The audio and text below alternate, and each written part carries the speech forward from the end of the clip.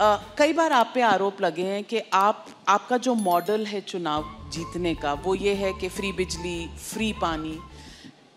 You are somebody who understands numbers. आप Indian Revenue Service में रहे हैं, नंबर्स आपको पता है, टैक्स कलेक्शन कैसे होती है, टैक्स की रिक्वायरमेंट किन चीज़ों के लिए होती है। क्या ये फ्री के जो पॉपुलिस्ट बांटने की इलेक्शंस के दौरान जो ये एक आदत सी पॉलिटिकल पार्टीज़ में बन गई है, क्या ये लॉन्ग टर्म सस्टेनेबल है? क्या ये गुड पॉलिटिक्स है? बहुत अच्छी पॉलिटिक्स है, सबको करनी चाहिए। मैं आपको बताता हूँ क्यों। इसकी इकोनॉमिक्स भी समझाता हूँ आपको और इसकी पॉलिटिक्स भी समझाता हूँ आपको। सबसे पहली बेसिक बात, इन सारे मंत्रियों को और इन सारे एमएलएज को बिजली फ्री मिलती है। इनको जब बिजली फ्री मिलती है तो उसको फ्री भी नहीं बोलते, और जब जनता को, इनको 4-4 हज़ार यूनिट बिजली फ्री मिलती है महीने की, और मैं जनता को 200 यूनिट फ्री बिजली देता हूं, तो इनको सबको तकलीफ होती है। क्यों? अगर इन मंत्रियों को जो फैसिलिटी मिलती है मैं अपनी जनता को देना चाहता हूं, तो इनको क्यों तकलीफ होती है? इन सारे मंत्रियों को और एमएलएज और एमपीज़ का सारा इलाज का खर्चा फ्री है। कोई बीमार हो जाए इनके घर का सारा फ्री है। तो अगर मैंने अपने दिल्ली के लोगों का इलाज फ्री कर दिया तो इनको क्यों तकलीफ होती है? जो जो चीज़ें इन मंत्रियों को और इन संतरियों को मिलती है मैं अपने लोगों को देना चाहता हूँ। नंबर 1, फ्री पेट्रोल भी दिलवा दीजिए। हाँ, फ्री पेट्रोल भी दिलवा दीजिए, सबको चाहिए।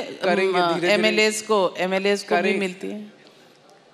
दूसरी चीज़, अगर मैं, एक समय था जब मैंने सुना था कि राजनीति के अंदर एक समय था जब फ्री बांटते थे, और फ्री बांटने का पैसा कहाँ से आता था? सरकार लोन लेती थी और लोन लेके उस पैसे से फ्री बांटते थे। That is not good economics. अगर मैं, आपके पास जो पैसा है उस पैसे से, उसमें आपके टैक्स नहीं बढ़ा रहा, टैक्स उतना ही है, मैं घाटे में नहीं। आज दिल्ली सरकार पूरे देश में अकेली सरकार है जो फ़ायदे में चल रही है, घाटे में नहीं चल रही।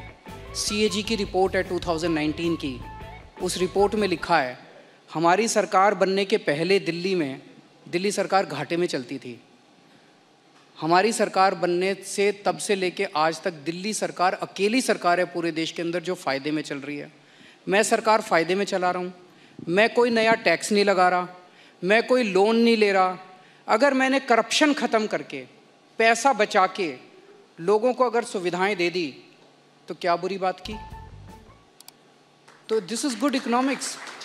और तीसरी चीज़, पर ये मिरेकल होता कैसे? मैं एक छोटा सा एग्जांपल देता हूँ। जैसे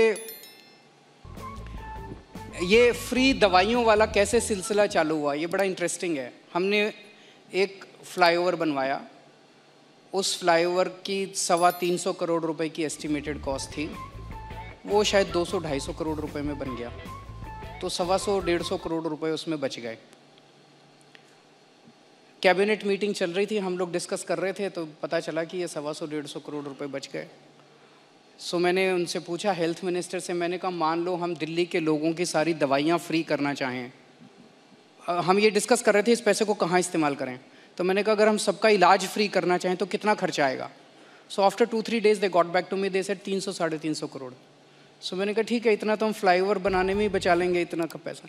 तो अगर मैंने फ्लाईओवर बचा के लोगों का इलाज फ्री कर दिया तो क्या बुराई है? मैंने सुना था कि एक मुख्यमंत्री हैं शायद गुजरात के, उन्होंने अपने लिए एक जहाज़ खरीदा 190 करोड़ रुपए का। मैंने लिए अपने जहाज़ नहीं खरीदा, मैंने दिल्ली की सारी अपनी माँ बहनों का डीटीसी बसों में